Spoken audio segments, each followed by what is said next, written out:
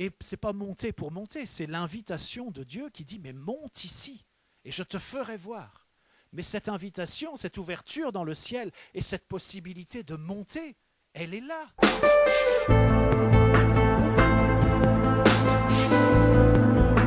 On arrive au temps du message. Je voudrais saluer les personnes que je n'ai pas encore saluées directement et puis saluer ceux qui nous suivent ou qui nous suivront sur Internet. Une petite mention spéciale aussi pour Philippe Levasseur qui est au milieu de nous une nouvelle fois, qui a fait aussi une tournée dans pas mal j'allais dire de nos églises, en tout cas des églises protestantes et protestantes évangéliques. Et puis vous nous partagerez tout à l'heure une prière que vous avez souhaité partager. Ce matin, je voudrais vous apporter un message qui sans doute est un peu particulier. C'est un message qui découle d'une prière que j'ai faite le 24 décembre.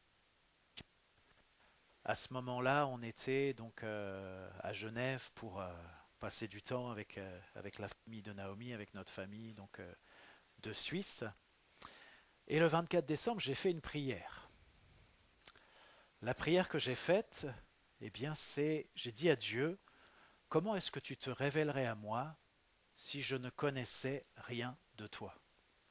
Comment est-ce que tu te révélerais à moi si je ne connaissais rien de toi? Je ne sais pas si vous avez déjà fait des prières comme ça, mais pourquoi est-ce que j'ai fait cette prière? C'est parce que j'ai conscience que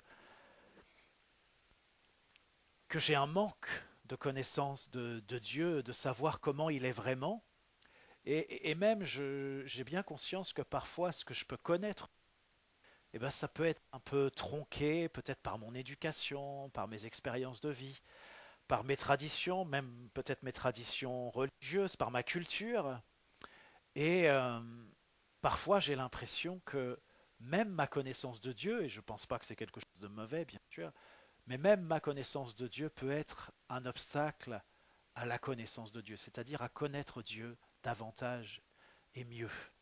Et même parfois, j'ai l'impression qu'il y a quelque chose qui est là, juste à côté de moi, juste devant moi, et j'ai beau regarder, j'arrive pas à le voir. Est-ce que ça vous fait ça parfois?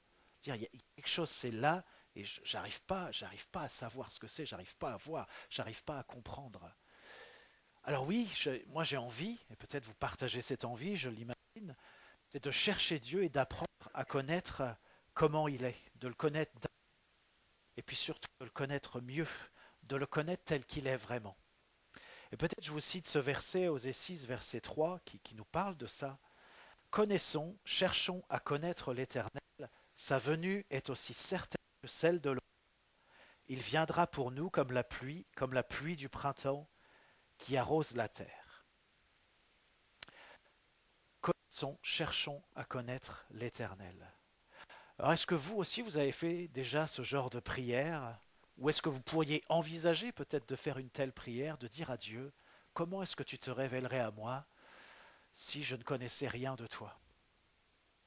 C'est une question. Est-ce que vous pourriez envisager, ou peut-être vous avez déjà fait cette prière? Comment te révélerais-tu à moi si je ne connaissais rien de toi? Eh bien, est-ce que vous savez ce qui s'est passé après cette prière? Ben non, vous ne le savez pas, vous ne pouvez pas. Sauf si je vous l'ai raconté, mais comme je l'ai raconté à personne, personne ne peut le savoir. Ben écoutez, dès le lendemain, c'est-à-dire le 25 décembre, j'avais une réponse, ou j'avais ma réponse. Alors peut-être, comme c'était le 25 décembre, eh bien on peut considérer que cette réponse était un cadeau que Dieu me faisait. Est-ce que vous voulez savoir? Oui? Il a été question d'être curieux ce matin. Donc vous êtes curieux, c'est bien. Alors la réponse que Dieu m'a faite, c'est « Je me révélerai à toi comme le Dieu des montagnes. » Comme le Dieu des montagnes. Et alors cette réponse, elle m'a surpris et puis elle m'a dérouté. Parce que d'un côté, je trouvais que c'était une très belle réponse, une réponse qui me faisait du bien, parce que si vous me connaissez un peu, vous savez que moi j'aime les montagnes, et moi les vacances idéales, c'est des vacances en montagne. Alors j'aime particulièrement les montagnes, m'y rendre, j'aime bien les grands espaces, et puis c'est vrai que les grands espaces, ça permet, en tout cas moi, ça me permet de trouver un apaisement, c'est-à-dire, je sais pas, peut-être que j'ai trop de choses dans ma tête, bah, quelque part je peux les disperser dans ce grand espace qui est là, Et puis ça me procure un apaisement. Et puis surtout, vous voyez, ces montagnes, eh bien il en a été question ce matin de lever les yeux. On lève les yeux vers les montagnes. C'est le psalmiste qui nous dit ça, psaume 121, verset 1. Cantique des degrés, ça ne s'invente pas. Je lève les yeux vers les montagnes, d'où me viendra le secours. Et c'est vrai qu'il y a quelque chose de particulier avec les montagnes parce que il y a cet apaisement et puis ça pousse à la recherche, ça pousse à l'attente de Dieu, ça pousse à lever les yeux pour regarder le ciel, pour imaginer ce qu'il y a derrière cette montagne. Et effectivement, le secours nous vient de l'Éternel. Mais les montagnes, eh bien, c'est quelque chose qui nous pousse à lever les yeux.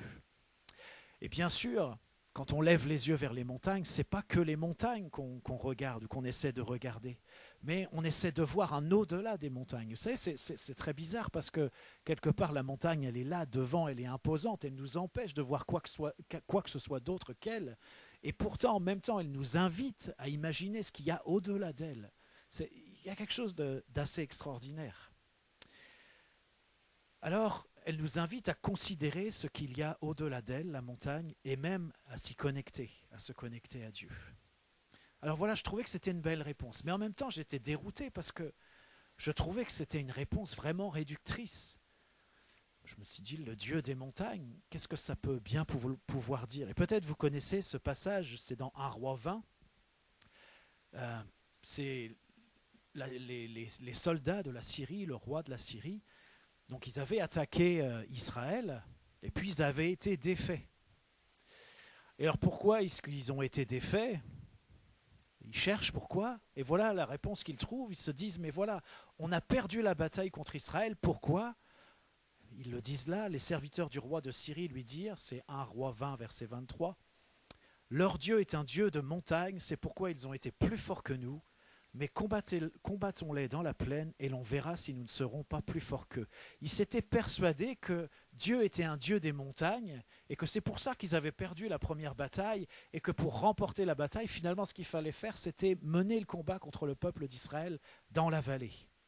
Mais au verset 28, il nous est dit, « L'homme de Dieu s'approcha et dit au roi d'Israël, « Ainsi parle l'Éternel, parce que les Syriens ont dit, l'Éternel est un Dieu des montagnes et non un Dieu des vallées, je livrerai toute cette grande multitude entre tes mains, et vous saurez que je suis l'Éternel. » Résultat, eh bien, pour les Syriens, racler dans les montagnes et racler dans la vallée, les deux. Voilà.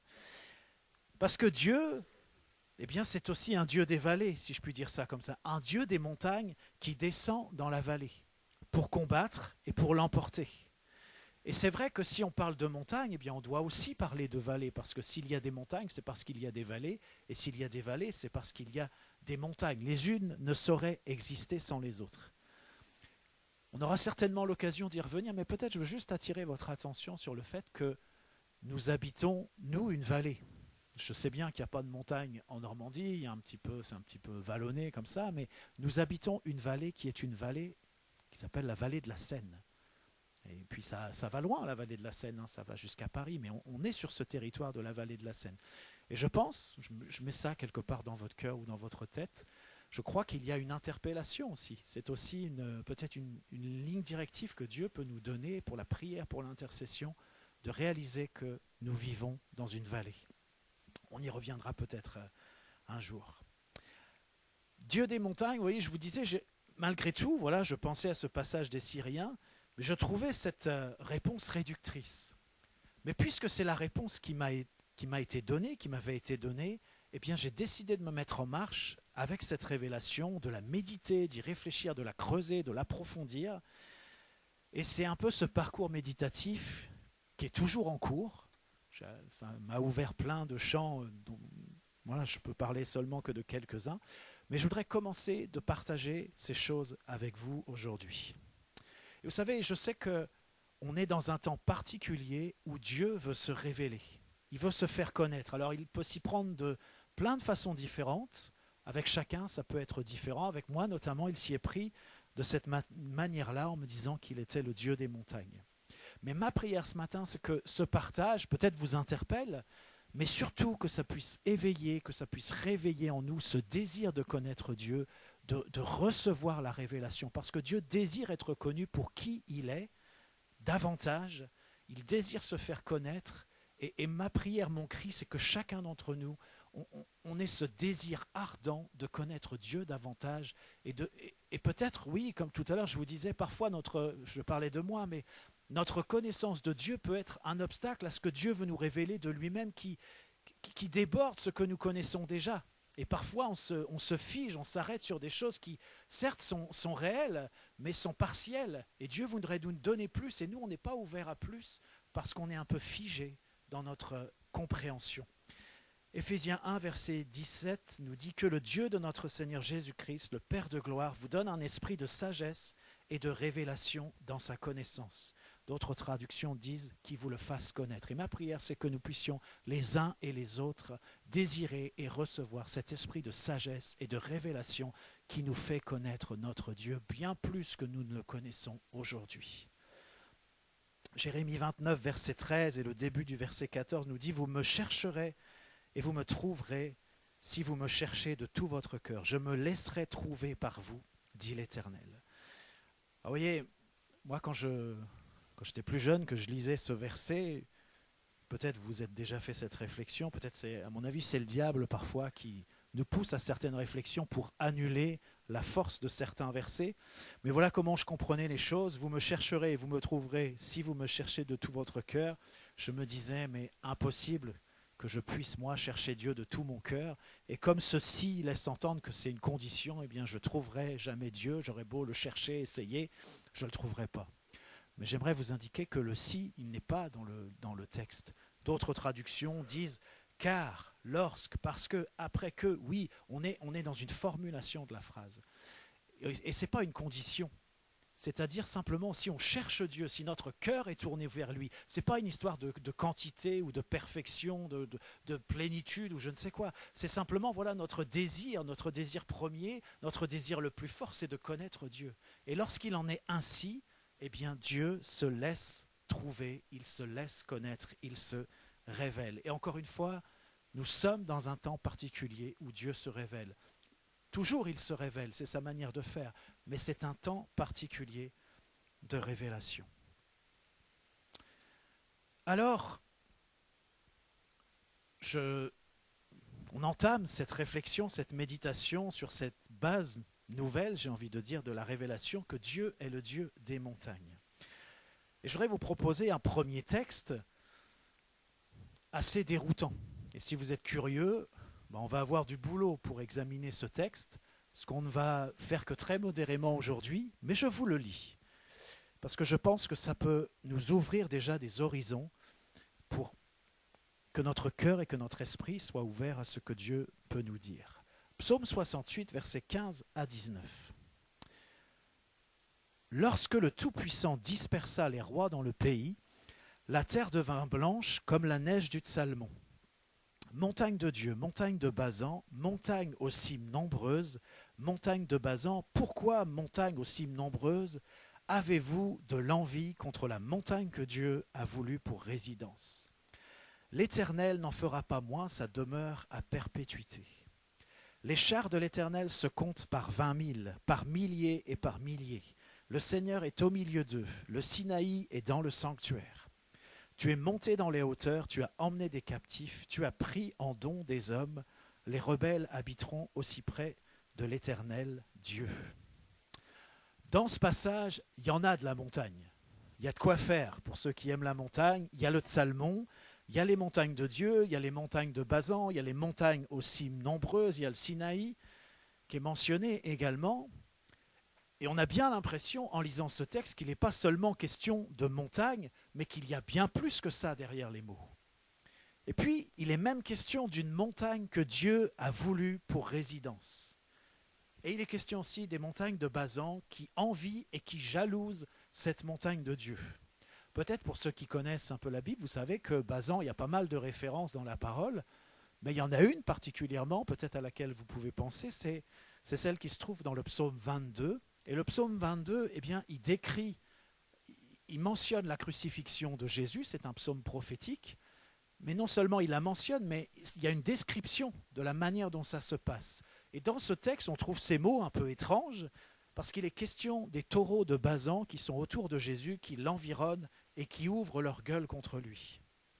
Alors si vous avez lu le Nouveau Testament, je pense que la quasi-totalité d'entre vous, vous l'avez fait, eh bien on ne voit pas qu'il y a des taureaux au moment de la crucifixion de Jésus, on ne voit pas ça. Tout ça peut être vraiment surprenant.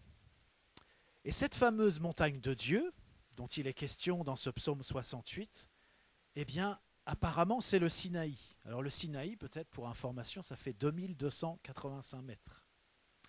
Mais en même temps que c'est mentionné que c'est le Sinaï, eh bien il nous est dit qu'il y aurait sur cette montagne des milliers et des milliers de chars de l'Éternel, et en plus que le Seigneur est au milieu d'eux, et que le Sinaï lui-même est dans le sanctuaire. Waouh! Ça va être un peu compliqué à comprendre tout ça, j'ai l'impression. Et en plus, dans ces versets, il y a beaucoup plus. Et pour dire peut-être encore une chose, le verset 19 qu'on a lu, donc le dernier verset, eh bien c'est ce verset-là qui est cité dans l'Épître aux Éphésiens pour nous parler des ministères que Dieu a donnés à l'Église. Il y a tout ça et tellement d'autres choses dans ces quelques versets que je viens de vous lire. Et oui, moi je trouve ça passionnant. Quand on lit un passage comme ça, et en réalité dans la Bible il y en a plein, on lit et on se dit mais waouh, ça parle de quoi là ? C'est quoi ? Qu'est-ce qu'on essaie de nous dire ? C'est quoi le message ? Parce que quand ça nous échappe, eh bien ça veut dire que nous avons quelque chose à apprendre, nous avons quelque chose à comprendre, il y a quelque chose à creuser, il y a quelque chose que Dieu veut nous montrer, que pour l'instant on ne sait pas. Voilà, on pourrait essayer de trouver des interprétations comme ci, comme ça, mais on voit bien que ce passage, il résisterait à beaucoup de nos idées, à beaucoup de nos propositions d'interprétation. Et c'est passionnant lorsqu'il y a un passage comme ça dans la parole, parce qu'on se dit, mais là, on sait qu'on a quelque chose à apprendre, on sait que Dieu veut nous montrer quelque chose. Alors ce matin, on aura l'occasion de revenir sur ce passage, mais on ne va pas attaquer par la face nord. On va attaquer par des éléments qui sont d'abord plus faciles peut-être à saisir. On va commencer l'ascension par quelque chose de plus simple. Luc 6, verset 12 nous dit « En ce temps-là, Jésus se rendit sur la montagne pour prier, et il passa toute la nuit à prier Dieu. » Parce qu'effectivement, on voit dans la parole que Jésus souvent allait sur la montagne. Alors ça veut dire quoi ? Ça voudrait dire que le Fils du Dieu des montagnes, eh bien, il se rend dans la montagne pour un temps de communion privilégiée avec son Père. Et effectivement, Jésus allait régulièrement dans la montagne pour prier, beaucoup de références qui nous disent ça, mais pas que. Il y allait pour enseigner, il y allait pour faire des miracles, il y est allé pour beaucoup de choses. La transfiguration aussi s'est faite sur une montagne. Il y a beaucoup de précisions qui concernent la montagne.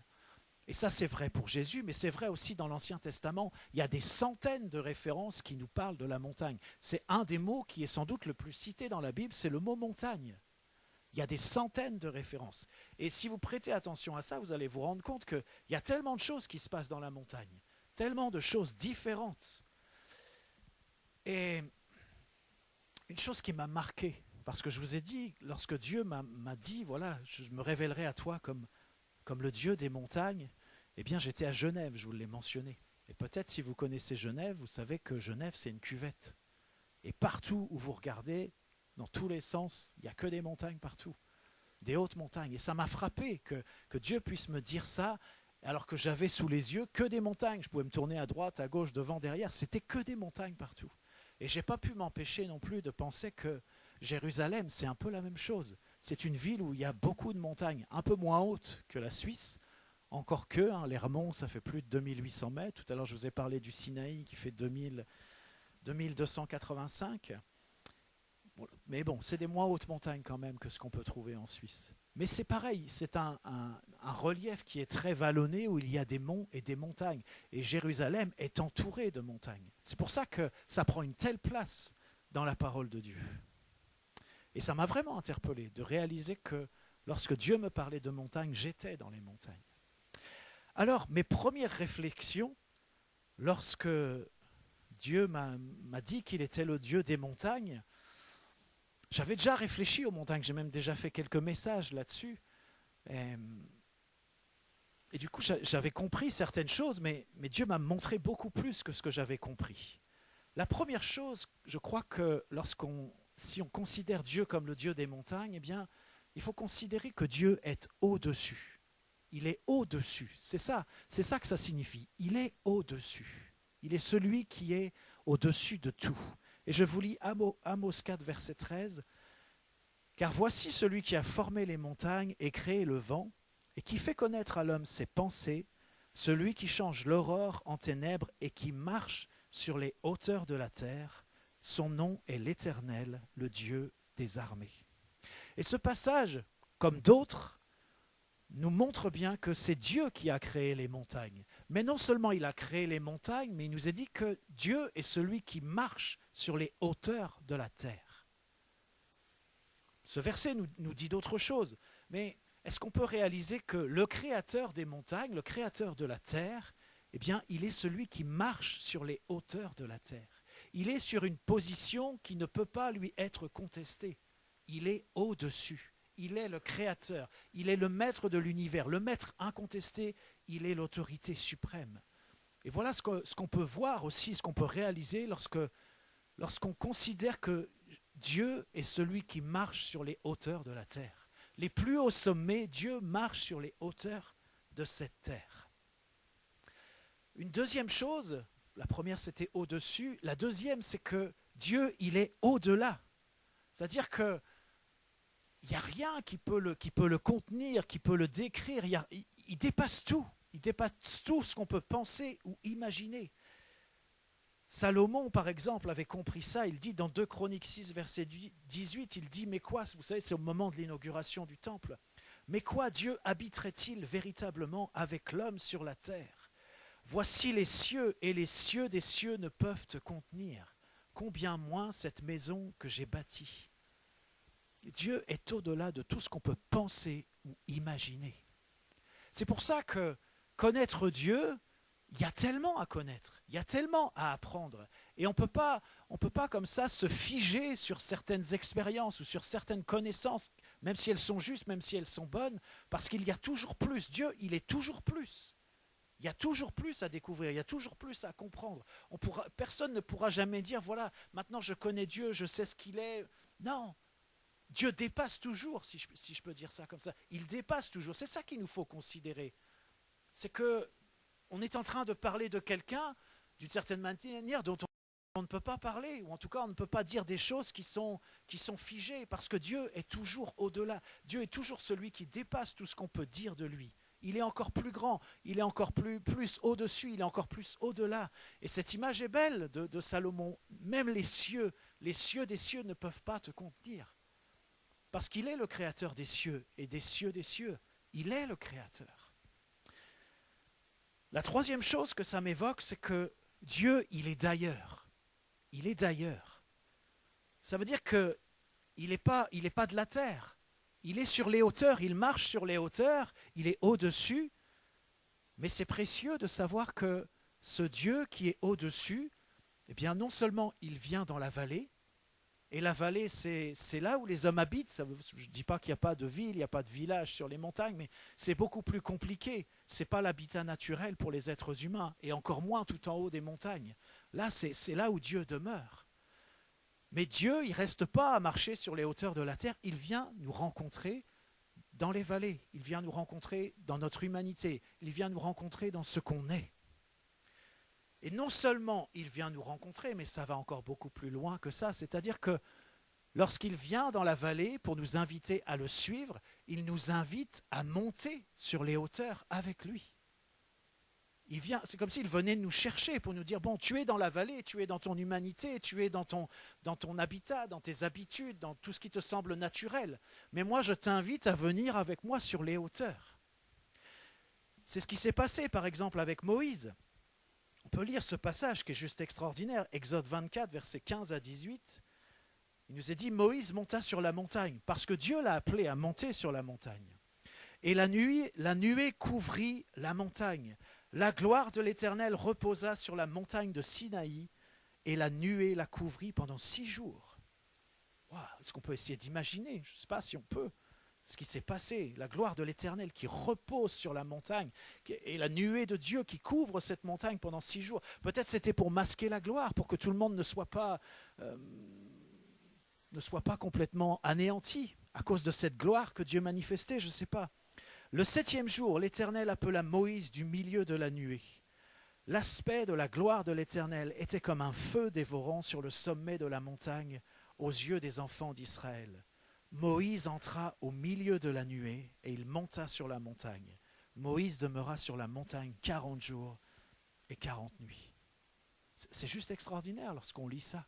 Ce qui s'est passé à ce moment-là, la gloire de l'Éternel qui recouvre cette montagne du Sinaï, et Moïse qui va à la rencontre de Dieu. Il nous est dit, il est resté 40 jours et 40 nuits dans cette relation avec Dieu, dans cette gloire, dans cette nuée, dans ce face-à-face avec Dieu.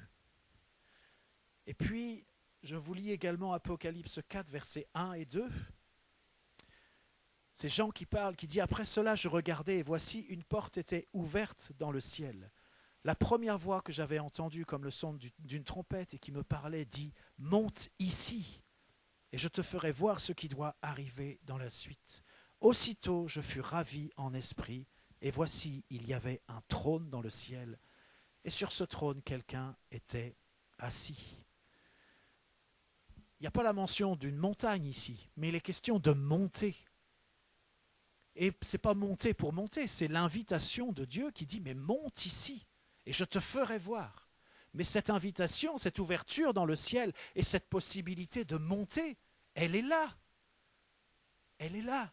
Mais j'ai envie de dire, elle est pour les curieux. Et pas que pour les curieux, elle est pour ceux et celles qui réalisent qu'il y a tellement plus à connaître de Dieu, que ça vaut la peine de le chercher, ça vaut la peine d'y employer toutes ses forces, tout son cœur, toute son âme, d'avoir cette soif, cette révélation de Dieu. Parce que Dieu veut se révéler, Dieu veut parler, Dieu veut se faire connaître, Dieu veut aller beaucoup plus loin dans la relation qu'il a avec toi, dans la relation qu'il a avec moi. Est-ce qu'on peut mesurer ça, ce que Jésus a fait? L'objectif, c'était quoi? C'était la relation, c'était la possibilité d'être réconcilié, la possibilité d'avoir une relation et la possibilité d'œuvrer ensemble. Si Jésus a payé un tel prix, ça, c'est important. Et ça a du sens. Ce n'est pas juste pour qu'on soit sauvé. Ce n'est pas juste pour qu'on puisse dire un jour je vais aller au ciel. Non, non, c'est bien plus que ça. C'est bien plus important que ça. La quatrième chose, c'est que quand on considère que Dieu est le Dieu des montagnes, ça veut nous dire aussi qu'il est autre. Il est autre. Et certains auteurs utilisent cette expression « il est le tout autre ». Et j'aime beaucoup la manière dont ça dit les choses, parce que ça nous montre qu'il n'y a pas quelque chose sur la terre, mais il n'y a pas non plus quelque chose dans le ciel qu'on peut comparer à Dieu. Les comparaisons sont faibles. Bien sûr, il y a tout un tas d'images qu'on peut trouver dans la parole, qu'on trouve dans les chants, qui sont dans nos prières, et ce sont des bonnes images, c'est des images que Dieu lui-même utilise. Mais elles sont tellement limitées, elles sont tellement faibles, elles nous aident à comprendre, mais des réalités qui nous dépassent tellement. Mais au moins, on peut les saisir un peu. C'est un peu comme si Dieu se mettait à notre portée. Psaume 86, verset 8 nous dit « Nul n'est comme toi parmi les dieux, Seigneur. » Et rien ne ressemble à tes œuvres.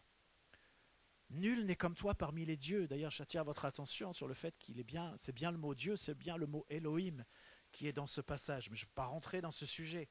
Mais ça, Elohim, ce mot qu'on utilise pour Dieu et peut-être on pense que c'est un mot qui ne désigne que Dieu, et bien là, il est question de petit Dieu avec un X. Mais voilà, personne comme Dieu. Et personne, on peut dire, voilà, il n'y a rien qui ressemble à ce que Dieu fait, à la manière dont Dieu fait. Rien. Psaume 89, je vous lis les versets 7 à 9 et je lirai aussi les versets 12 et 13. « Car qui, dans le ciel, peut se comparer à l'Éternel ?» Même dans le ciel, on ne peut pas trouver une comparaison pour dire, voilà, Dieu, il est comme ça, il ressemble à ça. Non, non, ça n'est pas possible. Qui est semblable à toi parmi les fils de Dieu? Vous voyez, tout à l'heure, il était question des dieux, là il est question des fils de Dieu, mais je ne rentre pas non plus dans ce sujet, mais peut-être ça peut nous interpeller. Et il nous est dit, Dieu est terrible dans la grande assemblée des saints. Il est redoutable pour tous ceux qui l'entourent. Et la traduction Chouraki, qui essaie d'être le plus proche possible du texte, elle nous parle des êtres sacrés qui constituent la cour de Dieu. C'est ça ce qui l'entoure, les êtres sacrés qui constituent la cour de Dieu. Éternel Dieu des armées, qui est comme toi puissant, ô Éternel, ta fidélité t'environne. Et puis je lis au verset 12 et verset 13, c'est à toi qu'appartiennent les cieux et la terre. C'est toi qui as fondé le monde et ce qu'il renferme. Tu as créé le nord et le midi. Le Tabor et l'Hermon se réjouissent à ton nom. Même les montagnes se réjouissent au nom de l'Éternel. Il est autre. Il est le tout autre. Alors, comment est-ce qu'on peut envisager qu'on connaisse Dieu, qu'on ait une relation avec lui et qu'il y ait une proximité entre lui et nous? Eh bien, encore une fois, j'y insiste. Dieu n'est pas Dieu comme ça, il n'est pas le tout autre, et puis c'est une fin en soi. Non, non, il est celui qui se révèle, il est celui qui vient, il est celui qui descend dans la vallée, il vient nous rencontrer, il se met à notre portée, il nous parle et il se révèle, et il nous donne à comprendre de plus en plus comment il est, même si on ne peut pas dire, voilà, maintenant je sais comment est Dieu, j'ai compris. Non, non, on ne peut pas dire ça.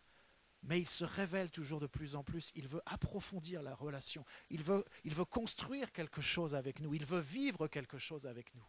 C'est son désir profond. Alors, comment est-ce qu'il fait pour se mettre à notre portée? Il faut beaucoup de choses pour se mettre à notre portée. Mais je voudrais juste peut-être vous dire que notre Dieu, que les cieux des cieux ne peuvent pas contenir, eh bien pourtant, il se localise. Il se corporise, j'ai mis comme ça, il s'incarne. Il se fait homme pour nous inviter à le suivre et à le rejoindre sur les hauteurs. C'est-à-dire ce Dieu si grand, eh bien, s'est incarné sur cette terre dans la personne de Jésus. Jésus qui est pleinement homme, mais qui est aussi pleinement Dieu. Jésus s'est dépouillé de toutes sortes de choses qui lui appartenaient et qui lui appartiennent encore aujourd'hui pour venir sur la terre en simple homme. Il s'est mis à notre portée. Il est venu nous rencontrer. Il a parlé à des êtres humains comme nous. Il les a enseignés. Il a accompli tout un tas d'œuvres.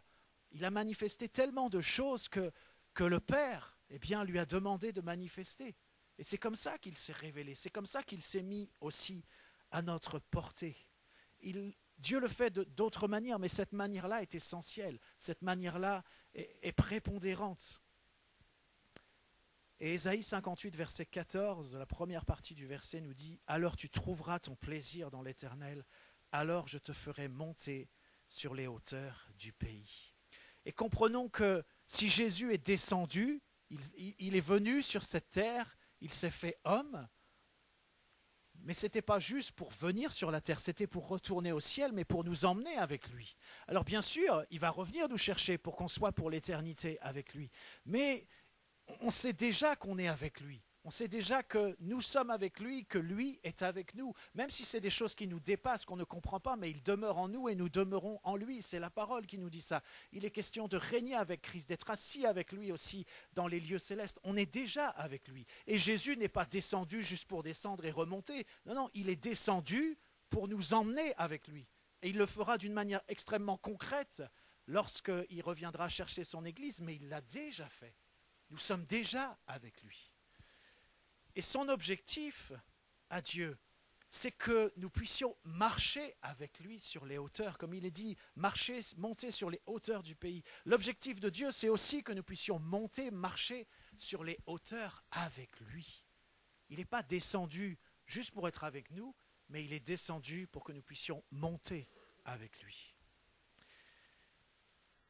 Ce Dieu qui est autre, qui est tout autre, eh bien, il se met à notre portée. Et non seulement il se met à notre portée, mais il nous élève jusque là où il se trouve. Il nous élève avec lui. Et une autre manière de dire que Dieu est autre, qu'il est le tout autre, eh bien, ce serait simplement de mettre l'accent sur sa sainteté. Lorsqu'on dit que Dieu est saint, eh bien, on est en train de dire que Dieu est à part. Il n'y a personne comme lui. Rien qui ne se compare à lui, Dieu est saint. Beaucoup de passages dans la Bible nous disent ça. J'en ai choisi un. Pas au hasard, vous allez comprendre. Psaume 99, verset 9 nous dit « Exaltez l'Éternel notre Dieu et prosternez-vous sur sa montagne sainte, car il est saint, l'Éternel notre Dieu. » Je vous le relis. « Exaltez l'Éternel notre Dieu et prosternez-vous sur sa montagne sainte, car il est saint, l'Éternel notre Dieu. » Ce passage nous dit avec force que notre Dieu est saint, qu'il est à part, qu'il n'y a personne comme lui. Il n'y a rien on ne peut pas comparer Dieu à quoi que ce soit. Non, c'est vraiment quelqu'un qui est à part. Mais ce verset nous dit quelque chose peut-être qui peut sembler étonnant. C'est que ce verset nous parle d'une montagne sainte. Et il nous parle aussi de se prosterner sur cette montagne sainte. Ce n'est pas juste un verset qui nous dit que Dieu est saint, mais c'est un verset qui nous dit aussi qu'il y a une montagne sainte et que nous sommes appelés, nous sommes invités à nous prosterner sur cette montagne sainte. C'est quoi cette montagne sainte? Vous êtes déjà posé la question? C'est quoi cette montagne sainte? De quoi s'agit-il? Certains pourraient penser qu'il s'agit du Sinaï, vous savez, là où on a lu tout à l'heure, où Dieu a rencontré Moïse. On pourrait penser ça, que c'est ça la montagne sainte, que c'est ça que désigne la Bible. Mais non, c'est pas ça. Il y a d'autres références qui nous donnent à penser que cette montagne sainte, c'est la montagne de Sion. Je vous lis par exemple Joël 3, verset 17. « Et vous saurez que je suis l'Éternel votre Dieu, résidant à Sion, ma sainte montagne. Jérusalem sera sainte et les étrangers n'y passeront plus. » Et peut-être une deuxième référence, Abdias 1, verset 17. « Mais le salut sera sur la montagne de Sion, elle sera sainte, et la maison de Jacob reprendra ses possessions. » Alors voilà, on pourrait se dire, mais oui, voilà, cette montagne sainte, eh bien, c'est un nom pour désigner la montagne de Sion, une des montagnes qu'on peut trouver donc à Jérusalem. Mais il y a d'autres références qui laissent perplexe. Celle que je viens de vous lire juste avant, le psaume 99, verset 9, où on est appelé à se prosterner sur cette montagne sainte. Et puis d'autres passages, psaume 3, verset 5, « De ma voix je crie à l'Éternel, et il me répond de sa montagne sainte. » Ou le psaume 15, verset 1, psaume de David, « Ô Éternel, qui séjournera dans ta tente? Qui demeurera sur ta montagne sainte ?» Et le psaume 48 qui nous dit, « L'Éternel est grand, il est l'objet de toutes les louanges dans la ville de notre Dieu sur sa montagne sainte. Belle est la colline, joie de toute la terre, la montagne de Sion. Le côté septentrional, c'est la ville du grand roi. Dieu, dans ses palais, est connu pour une haute retraite. » Ces passages laissent perplexes. Ils peuvent donner à penser que, est-ce que vraiment on parle de la montagne de Sion? Est-ce qu'on ne parle que de la montagne de Sion dans ces passages? Et puis dans le dernier passage que je vous ai lu, il est aussi question d'une fille, il est question d'un palais, d'une forme de superposition entre deux Sions, si on peut dire ça, comme s'il y avait deux Sions différentes. Alors peut-être vous allez me dire, on est dans les psaumes, peut-être c'est une manière de parler, peut-être c'est poétique. On peut regarder alors Apocalypse 14, verset 1. Il nous est dit, « Je regardais, et voici l'agneau se tenait sur la montagne de Sion, et avec lui 144 000 personnes qui avaient son nom et le nom de son Père écrit sur leur front. » Si on prend les choses littéralement, il y aurait 144 000 personnes sur cette montagne de Sion. Tout à l'heure, on a lu qu'il y avait des chars par milliers, au point où peut-être on ne peut même pas les compter. Alors peut-être on pourrait dire, alors c'est l'Apocalypse, peut-être c'est imagé. Mais d'autres références ne nous laissent pas cette alternative de simplement dire qu'il s'agit de la montagne de Sion et que tout ça est une image et que tout ça est poétique. Je vous lis Ézéchiel 28, versets 14 à 16, et c'est ce passage aussi qui nous parle de la chute du diable. Il nous est dit, « Tu étais un chérubin protecteur aux ailes déployées, je t'avais placé et tu étais sur la sainte montagne de Dieu. Tu marchais au milieu des pierres étincelantes, tu as été intègre dans tes voies depuis le jour où tu fus créé, jusqu'à celui où l'iniquité a été trouvée chez toi. Par la grandeur de ton commerce, tu as été rempli de violence et tu as péché. Je te précipite de la montagne de Dieu et je te fais disparaître, chérubin protecteur, du milieu des pierres étincelantes. » Et voyez, il nous est dit clairement dans ce passage que ce chérubin protecteur, eh bien, il était placé par Dieu, il était installé sur la sainte montagne de Dieu. Il nous est même dit, voilà, il marchait au milieu des pierres étincelantes. Sur cette montagne, il y avait des pierres précieuses partout. Et puis à un moment, il y a eu cette révolte, il y a eu cette rébellion. Et qu'est-ce qui s'est passé? Eh bien, il nous est dit que Dieu a précipité ce chérubin protecteur, il l'a précipité de la montagne. Ça veut dire qu'il ne voulait pas partir de cette montagne, mais il a été obligé de partir parce que Dieu l'a précipité de cette montagne. Et ce n'est pas quelque chose qui s'est fait, voilà, Dieu ne lui a pas dit, j'imagine, est-ce que tu veux bien partir? Non, non, il l'a précipité Il a été précipité de cette montagne jusqu'à terre. Il est bien question d'une montagne qui semble bien concrète, bien réelle. Et dans Ésaïe 14, il nous est parlé de la même chose. Ça nous parle aussi de cette chute. Il nous est dit, Ésaïe 14, versets 12 à 15, « Te voilà tombé du ciel, astre brillant, fils de l'aurore. Tu es abattu à terre, toi, le vainqueur des nations. Tu disais en ton cœur, je monterai au ciel. J'élèverai mon trône au-dessus des étoiles de Dieu. Je m'assiérai sur la montagne de l'assemblée, à l'extrémité du septentrion. Je monterai sur le sommet des nues. Je serai semblable au Très-Haut. Mais tu as été précipité dans le séjour des morts, dans les profondeurs de la fosse. » Et voyez, encore une fois, il est question de cette montagne. Le diable qui voulait s'asseoir sur la montagne de l'assemblée, c'est comme ça qu'elle est appelée, montagne de l'assemblée. Alors ça veut dire quoi? Ça veut dire que c'est une montagne, et on a déjà vu cette idée dans le psaume 68 tout à l'heure, c'est une montagne où Dieu tient son conseil, où il y a la cour de Dieu, où il y a l'assemblée de Dieu. C'est là que ça se passe, c'est sur cette montagne sainte. Et qu'est-ce que le diable voulait faire? Eh bien, il voulait être au-dessus des nuées, il voulait être celui qui était au-dessus, qui dirigeait cette assemblée. Mais bien sûr, ce n'est pas ce qui s'est passé. Il a été projeté, donc il nous est dit, dans le séjour des morts, dans les profondeurs de la fosse. On pourrait dire qu'il y a eu une tentative de putsch sur cette montagne sainte. Le diable voulait monter au sommet des nues. Mais bien sûr, Dieu a gardé son rang. C'est lui qui est le maître de l'univers, c'est lui qui est au-dessus de tout. Et peut-être que ce passage si compliqué du psaume 68 commence à s'éclairer un tout petit peu. Et on voit donc ici qu'il y a cette réalité terrestre de la montagne de Sion, qui est la sainte montagne, mais il y a aussi une réalité céleste bien plus grande qui nous montre que Dieu lui-même siège avec sa cour, son assemblée, son conseil sur la montagne sainte. La montagne de Dieu, c'est sa montagne. Montagne d'où le diable lui-même a été précipité. Et plus important, le diable a été précipité de cette montagne, mais nous sommes invités sur cette montagne. Nous sommes invités sur cette montagne. Nous sommes invités à nous prosterner sur cette montagne. Vous voyez, on ne lit plus tout à fait les psaumes comme on les a lus tout à l'heure. Psaume 3, verset 5, « De ma voix je crie à l'Éternel et il me répond de sa montagne sainte. » Cette question de David, psaume 15, verset 1, « Qui séjournera dans ta tente? Qui demeurera sur ta montagne sainte?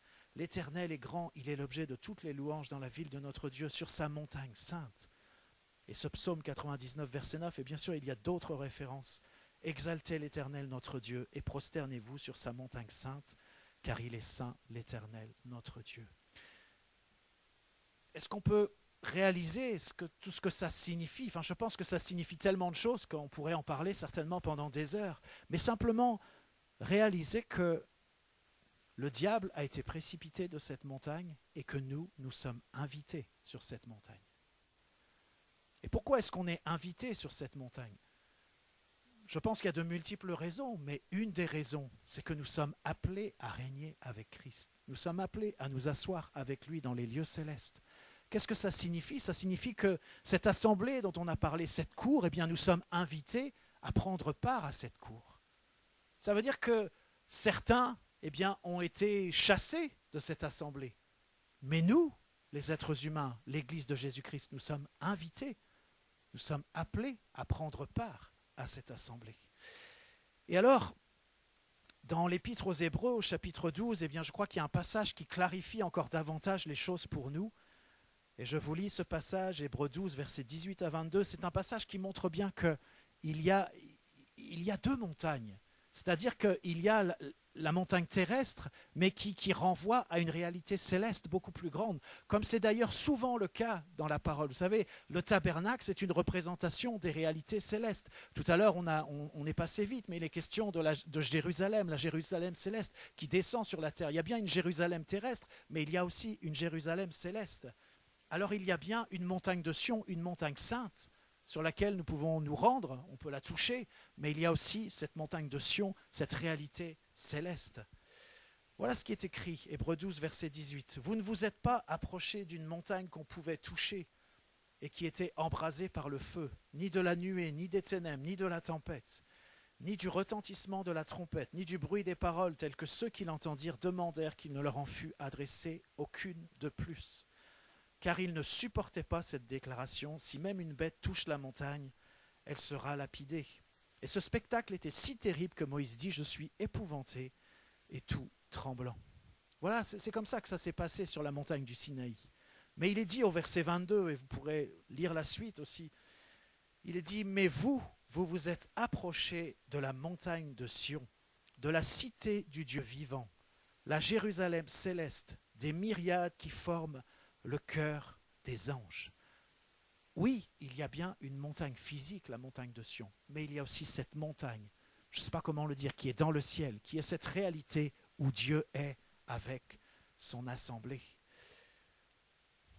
Et je vous propose encore un verset, Apocalypse 21, verset 10, il nous est dit, et il me transporta en esprit sur une grande et haute montagne, et il me montra la ville sainte, Jérusalem, qui descendait du ciel d'auprès de Dieu. Vous voyez, il y a cette montagne, mais il y a aussi Jérusalem, la ville qui descend du ciel. Il y a cette réalité qui est à la fois terrestre, mais qui est aussi une réalité céleste.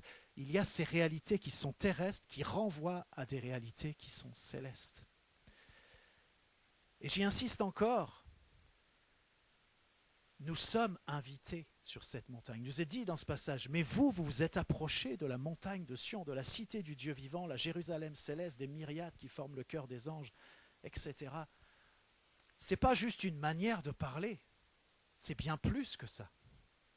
Nous sommes invités à nous approcher de cette montagne. Nous sommes invités à rencontrer Dieu. Nous sommes invités à participer avec lui, à apprendre pour un jour avoir cette capacité, cette mesure parfaite de Christ, comme il est dit dans la parole, pour que l'Église puisse aussi réglementer tout ce qui doit se passer. C'est pour ça que Jésus revient chercher son Église. C'est pour ça que nous sommes en formation, pour régner avec lui. Et il y a cet accès qui nous est ouvert à cette montagne sainte. Et j'aimerais qu'on puisse... Ça signifie tellement de choses, mais ça signifie déjà que Dieu, cet être dont on a dit il est au-dessus, il est au-delà, il est autre, mais il nous invite à participer avec lui à ce qu'il fait. Et la raison pour laquelle il fait ça, c'est parce qu'il nous aime. Ce n'est pas une sombre raison, ou c'est pas, voilà, il n'y a pas quelque chose de tortueux dans tout ça. Il nous aime tellement qu'il nous a créés pour qu'on puisse participer avec lui à tout ce qu'il fait. C'est ça l'objectif. Et ça a toujours été ça d'ailleurs. Mais vous voyez ce que ça signifie aussi, peut-être aussi sur notre qualité de fils et de fille de Dieu. Cette notion de famille. À quel point Dieu est notre Père, mais vous voyez, je crois que c'est légitime, vous savez, quand un père a une entreprise, ça fait un peu cliché, mais il a envie que ses enfants puissent reprendre cette entreprise, qu'ils puissent prendre la suite. Bon, ça ne se passe pas toujours comme ça, puis c'est bien que ça ne se passe pas toujours comme ça. Mais vous comprenez cette réalité du ciel où le Père est là, il dit, mais voilà, j'ai préparé tellement de bonnes choses, tout ce qui est le meilleur pour mes enfants, et moi je veux qu'ils participent à ce meilleur. Alors bien sûr, je sais bien que nous sommes parfois confrontés à des réalités terrestres dans la vallée, dans notre humanité, qui nous rendent les choses un peu compliquées. Mais comme il a été dit tout à l'heure, on lève les yeux vers les montagnes, et j'ai envie de vous dire vers la montagne sainte de Dieu, pour se prosterner devant notre Dieu. Et nous, on ne veut pas considérer ces choses qui sont des choses de la terre, qui nous tirent comme ça sur ce qui est terrestre, sur ce qui est charnel, sur ce qui est de la vallée, parce que Jésus est venu dans la vallée pour nous emmener sur les hauteurs. Il y a cet accès qui est ouvert, bien sûr, à Dieu, cette réconciliation avec Dieu, mais cet accès qui est ouvert aussi pour se rendre sur cette montagne sainte.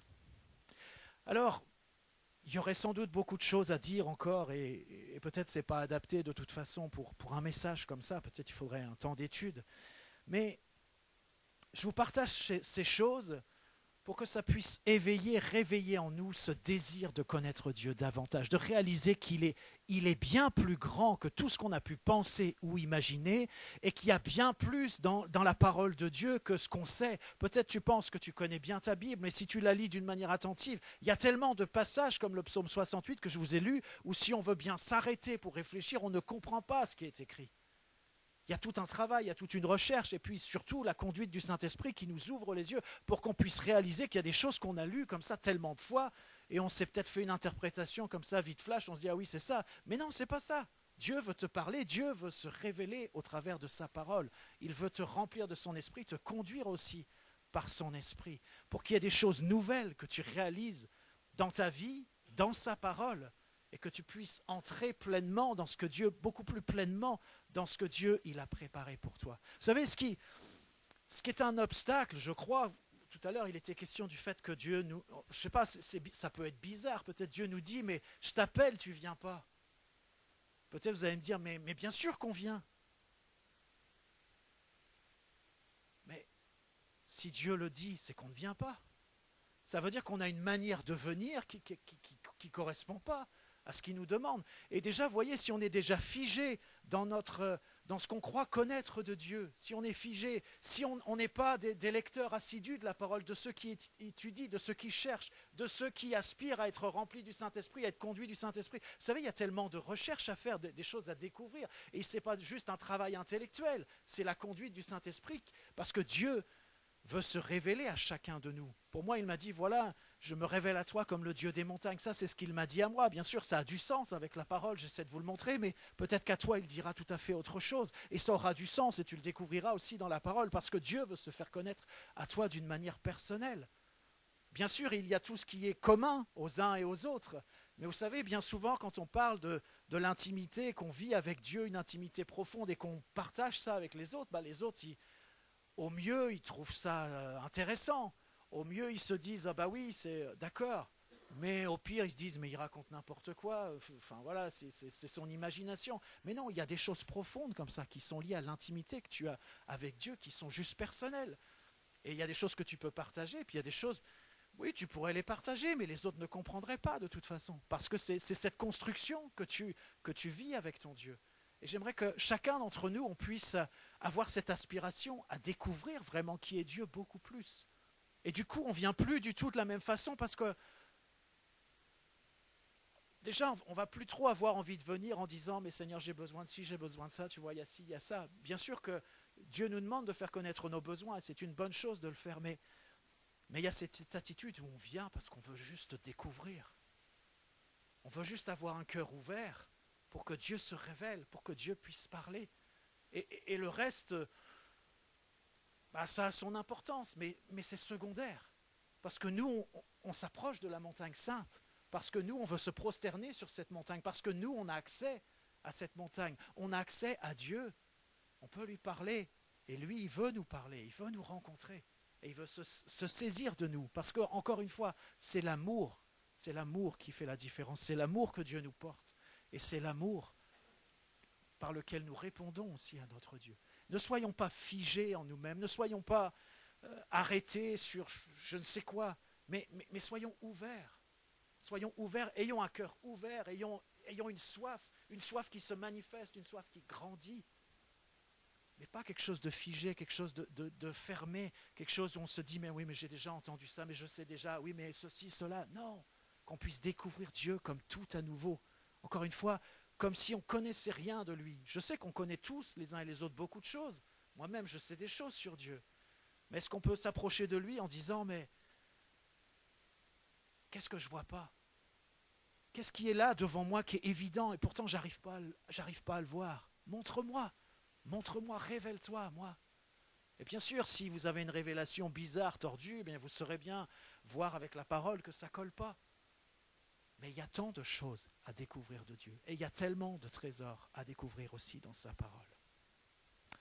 Alors je prie que la soif de cette révélation de Dieu grandisse en nous, qu'elle s'éveille, qu'elle se réveille, qu'elle s'affermisse, qu'elle s'élargisse. Il y a tellement plus à vivre dans notre relation avec lui, tellement plus à découvrir dans sa parole. Et je terminerai simplement avec ce passage qui est dans Habakkuk, le prophète Habakkuk, Habakkuk 3, versets 18 et 19. Il nous est dit, toutefois, je veux me réjouir en l'Éternel. Voilà, Habakkuk a partagé beaucoup de choses, mais il arrive à ce temps où il dit, mais toutefois, je veux me réjouir en l'Éternel. Je veux me réjouir dans le Dieu de mon salut. L'Éternel, le Seigneur, est ma force. Il rend mes pieds semblables à ceux des biches et il me fait marcher sur mes lieux élevés. Et si vous regardez ce qui est écrit, lieu élevé, ça serait plus juste de traduire sur les hauteurs, sur les montagnes. Parce que voilà ce que Dieu fait. Il rend nos pieds semblables à ceux des biches qui ont cette capacité de grimper la montagne. Et Dieu nous fait marcher aussi sur les hauteurs, sur les montagnes. Parce que c'est ça son objectif, c'est ça qu'il désire. Que nous ne soyons pas de ceux qui restent dans la vallée. Oui, Dieu vient dans la vallée, il a affaire dans la vallée. Et il vient pour visiter les vallées. Mais il vient visiter les vallées parce qu'il désire emmener les êtres humains sur les hauteurs et sur cette montagne sainte en particulier. Seigneur, ma prière, c'est simplement que nos yeux et nos cœurs s'ouvrent, que cet esprit de sagesse et de révélation que tu nous donnes, eh bien que nous puissions l'accueillir, que nous puissions t'accueillir, Seigneur, comme tout à nouveau. Et Seigneur, je le demande pour mes frères et sœurs, c'est vrai, mais je le demande pour moi-même, que je puisse t'accueillir comme tout à nouveau, te découvrir, que nous puissions te découvrir comme tout à nouveau. Seigneur, merci pour tout ce que nous savons de toi, merci pour tout ce que nous avons vécu, pour les miracles, pour les expériences, pour tout ce qu'on a saisi, Seigneur, c'est tellement précieux, mais on veut considérer qu'il y a plus, qu'il y a beaucoup plus, qu'il y a tellement plus. Et je prie que ça nous anime, Seigneur, que ce désir de te rencontrer, de te connaître, eh bien, ça nous anime si fortement, Seigneur, que le reste, eh bien, passe, que le reste, eh bien, ce soit secondaire, Seigneur. Merci, Jésus. Merci pour ta présence et merci pour ton amour. Ça nous dépasse, Seigneur, ce que tu fais, mais on veut accepter d'être dépassé, complètement dépassé, simplement pour marcher à ta rencontre et marcher à ta suite, sur les hauteurs. Que nous puissions découvrir, Seigneur, les hauteurs que tu as préparées pour que nous puissions y marcher. Peut-être pour l'un, c'est certaines hauteurs, pour d'autres, c'est d'autres hauteurs. Mais que nous puissions découvrir ces hauteurs où tu nous appelles, où tu nous entraînes et où tu veux que nous marchions ensemble. Je prie que nous soyons une église des hauteurs, Seigneur. Pas une église de la vallée, mais une église des hauteurs. Merci pour ce que nous avons à faire dans la vallée, mais merci parce que tu es celui aussi qui nous entraîne sur les hauteurs.